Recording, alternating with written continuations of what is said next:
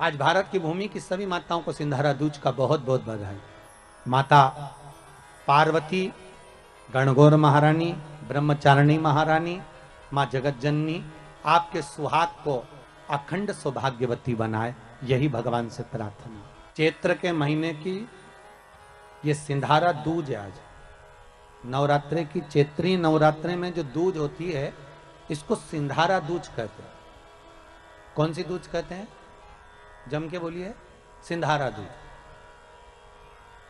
सिंधारा दूज का मतलब यह होता है कि कल है तीज, जिसको हमारे यहां गणगौर तीज कहते हैं। शंकर और पार्वती 16 दिन तक तैयार हुए थे और तैयार होने के बाद शिव और पार्वती शिव महापुराण के यजमान बनकर जा रहे थे। तो कल का दिन है वो। कौन सा दिन है कल का? गणगौर तीज का दिन, कल का दिन।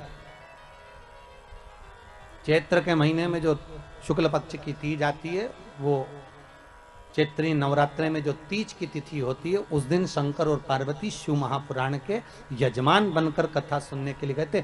16 दिन तक पार्वती और शंकर का श्रृंगार होता है। उसमें से आज का दिन सिंधारा दूज का होता है। क्यों सिंधारा दूज कहते हैं? सिंधारा दूज का मतलब क्या है? क्यों हिंदू धर्म में सिंधारा दूज मनाई जाती है? किस लिए? आज पूरे भारत की भूमि पर कई माताएं हाथ में मेहंदियां लगाती हैं, चूड़ियां पहनती हैं, सुंदर चुनड़ी पहनती हैं, माँ ब्रह्मचारिणी का पूजन करती हैं, माता का आराधना करती हैं। सिंधारा दूज, उसका कारण केवल इतना सा है। सिंधारा दूज का मतलब यह होता है कि चंचुला देवी जब 14 दिन तक शंकर और पार्वती अपने गुफा में से बाहर नहीं निकले शिव महापुराण के यजमान बनने के लिए, तब माता चंचुला देवी ने हाथ जोड़कर मां जगत जननी जगदम्बा को सुंदर वस्त्र, सुंदर चूड़ियां, सुंदर आभूषण माता के चरणों में ले जाकर समर्पित करे थे और कहा, मां इन चूड़ियों को जो मैं दे रही हूं, ये लाल चूड़ी, ये लाल श्रृंगार, ये लाल वस्त्र, जो लाल चूनर जो मैं प्रदान कर रही हूं, मां बस ऐसी कृपा कर दे कि तू इन चूनर को धारण करे और मेरा भी सौभाग्य, मेरा भी सुहाग अमर कर दे। बस इतनी कृपा मेरे ऊपर कर दे। वो सिंधारा दूज का महत्व है। वो सिंधारा दूज का महत्व।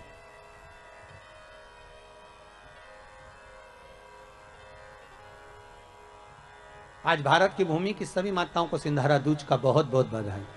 माता पार्वती, गणगौर महारानी, ब्रह्मचारिणी महारानी, माँ जगत जननी आपके सुहाग को अखंड सौभाग्यवती बनाए, यही भगवान से प्रार्थना। दिल से बताना, जितनी सौभाग्यवती माताएं होती हैं ये संक्रांति पर भी 13 चीजें दान करती हैं, 14 चीजें दान करती हैं। बीच में कोई 16 सोमवार का उद्यापन करेंगी तो भी सुहाग की सामग्री देंगी, उद्यापन करेंगी तो भी सुहाग की सामग्री देंगी, कोई कार्य करेंगी तो भी सौभाग्य की सामग्री देंगी। सौभाग्य की सामग्री का दान क्यों किया जाए?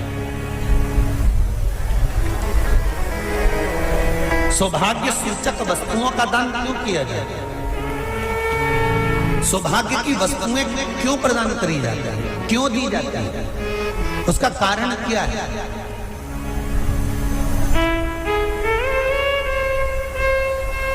क्यों देते? महाराज, भारत की भूमि की सौभाग्यवती माताओं का एक मन की अभिलाषा रहती है। भारत की भूमि की माताओं की एक अभिलाषा रहती है कि जब उसके प्राण छूटे तो अखंड सौभाग्य धारण करके पति के कंधे पर और पुत्र के कंधे पर शमशान पर।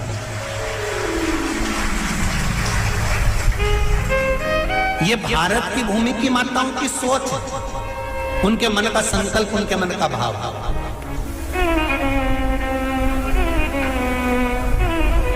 क्यों देते हैं चूड़ी का दान? क्यों देते हैं बिंदी का दान? क्यों देते हैं अखंड सौभाग्य का दान? किस महाराज?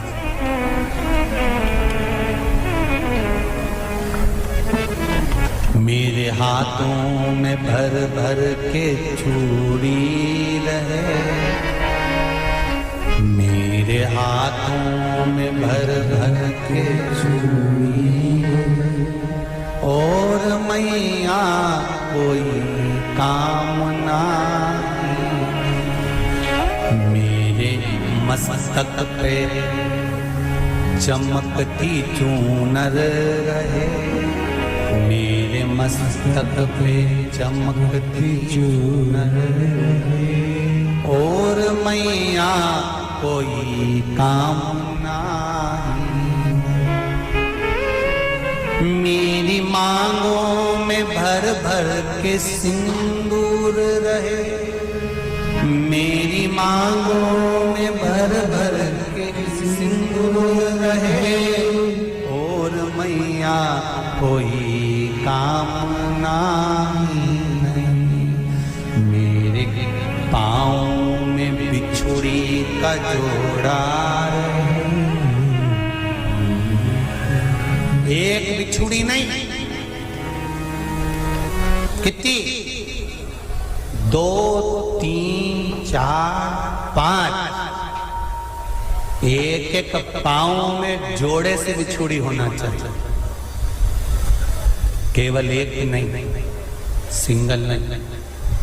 वो तो आजकल का फैशन हो गया महाराज, जो केवल एक बिछुड़ी धारण कर लो उसी में फैशन दिखे।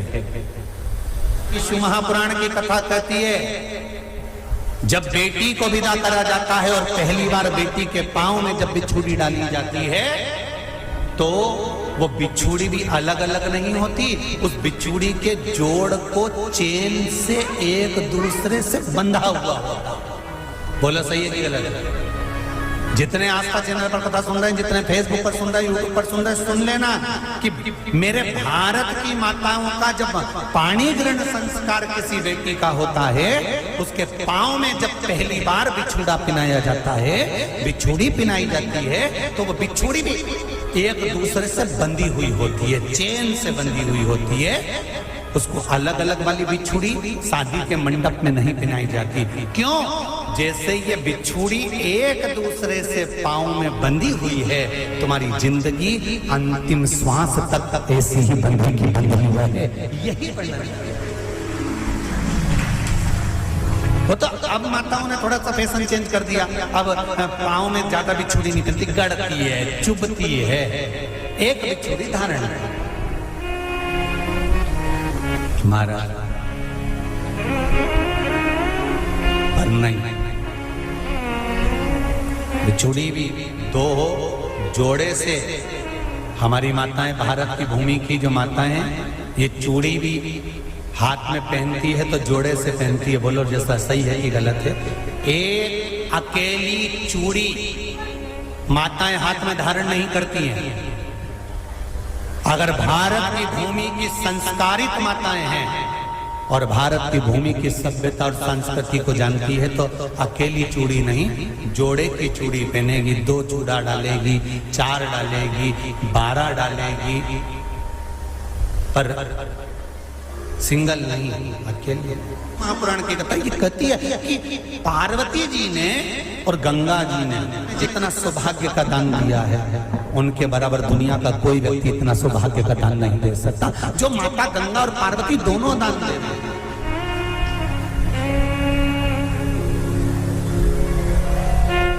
प्रतिदिन दे रहे हैं। और अब तो फैशन आ गया, तुम लोगों जो सौभाग्य का दान देते हो प्लास्टिक की डलिया में देते हो, पर एक एक पुराण को उठा कर देख लेना, एक एक उद्यापन को उठा कर देख लेना। जितनी तुम कथा तुम्हारे घर में छोटी छोटी कथाओं की पोथियां पढ़ी हो, उनको उठा कर देख लेना। उसमें नहीं लिखा कि प्लास्टिक की डलिया में सौभाग्य की वस्तु का दान दिया जाता है। उसमें लिखा है बांस की पिटारी में, बांस की डलिया में सौभाग्य की वस्तुओं का दान दिया जाए। क्यों?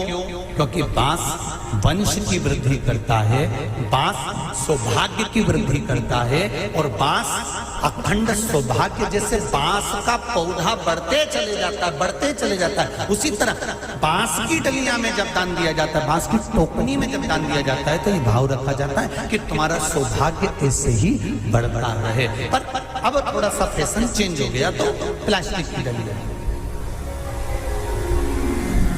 पर प्लास्टिक की नहीं, व्रत करते हैं ये किसी दूसरे के नहीं है। तीज का व्रत माता पार्वती का, छठ का व्रत माता पार्वती का, चतुर्थी का व्रत माता पार्वती का, ये सारे व्रतों की शुरुआत गंगा और पार्वती ने अपने बल से। सुंदरी के स्थान पर जल क्यों चढ़ाया जाता है? क्योंकि भगवान शंकर की सबसे छोटी लड़की जो है वो सुख सुंदरी है, और ये जो छोटी लड़की है सुख सुंदरी, ये नारी को अखंड सौभाग्यता का वर प्रदान करती है। कौन सी नारी को? किस नारी को अखंड सौभाग्यता देती है?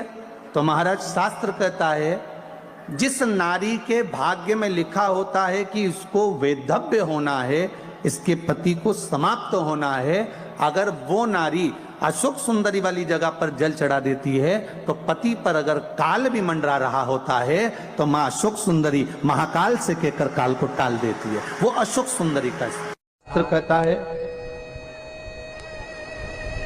सौभाग्यवती नारी जितना भजन पूजन करती है, सौभाग्यवती नारी जितना भगवत नाम स्मरण करती है, भगवत पूजन करती है, व्रत करती है, साधना करती है, तप करती है, पूजन करती है, पाठ करती है, आराधना करती है, अर्चना करती है,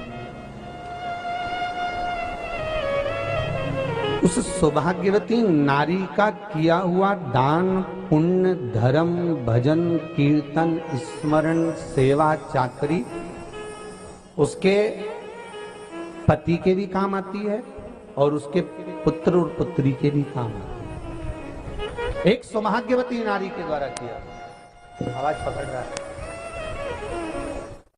एक सौभाग्यवती नारी के द्वारा किया गया भजन, पूजन, स्मरण, संकीर्तन, नाम जाप, नाम कीर्तन उसके पति के भी काम आ रहा है और उसके बच्चों के भी काम आ रहा है। देखिए कितना सुंदर शिव महापुराण में चरित्र आया है वृंदा देवी का कि वृंदा जितना नाम जाप करती है, वृंदा जितना नाम भजन करती है, वृंदा जितना नाम स्मरण करती है, उसके पति को उसका लाभ है।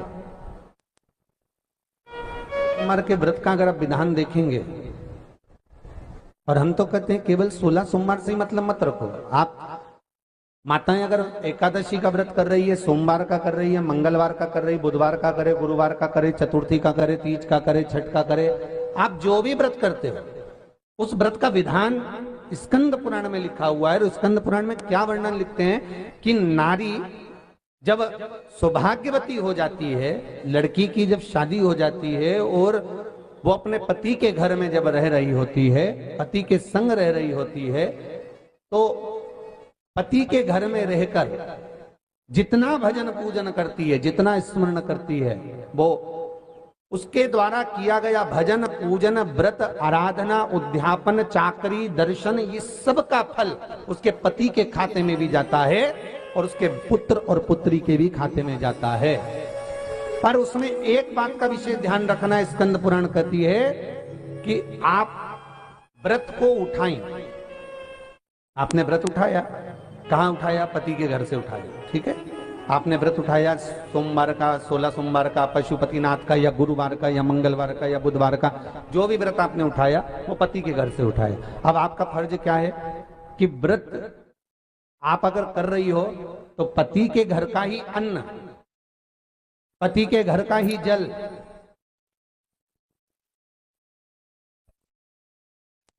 पति के घर का ही सुख आनंद महाराज हमको प्राप्त हो।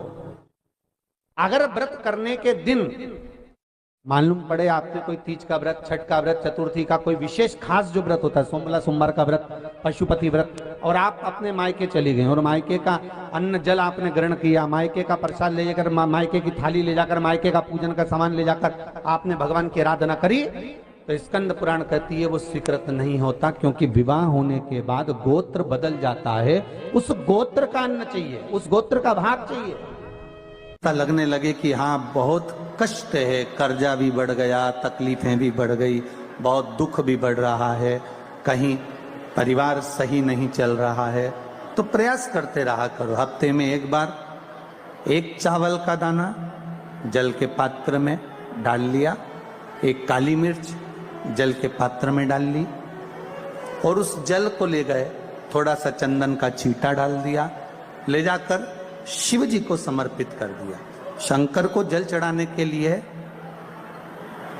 5 स्थान हैं जहां शिव को जल चढ़ाया जाता है और शंकर उस जल को स्वीकार करते हैं, जिसको पंचगंगा कहा गया। 5 स्थान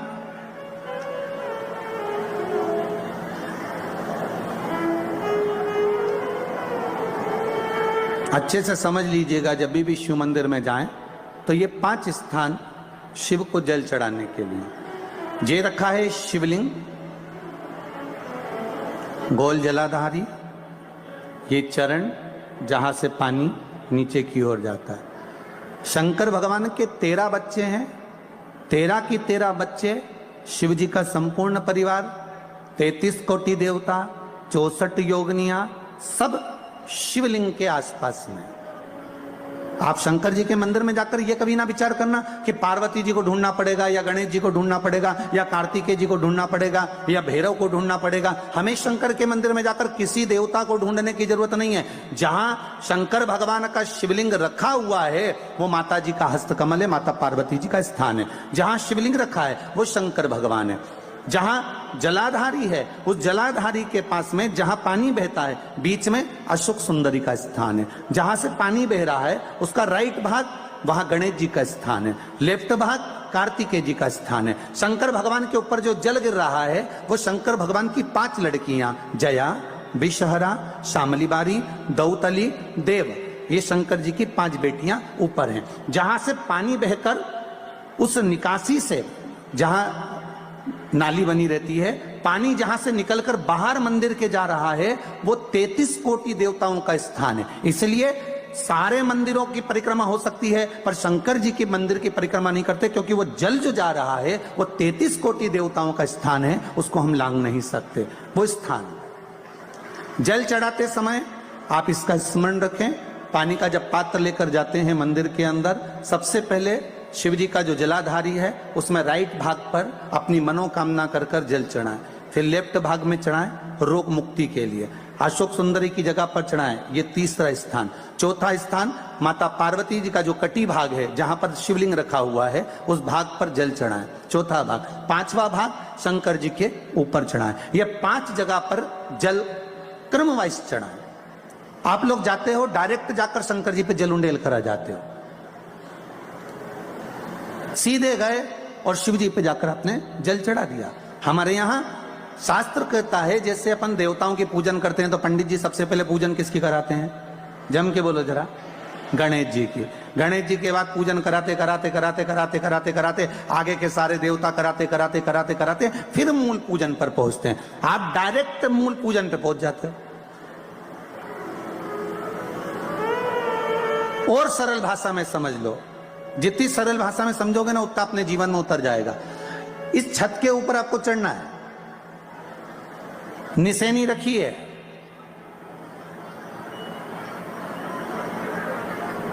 पाए लगे हुए हैं, आप कैसे चढ़ोगे? एक एक पाए पर पांव रखकर चढ़ोगे कि डायरेक्ट पहला पे रखोगे आखिरी पर? जम के बोलिए जरा, एक एक पाए पर पांव रखोगे ना कि धीरे धीरे हमको चढ़ना है।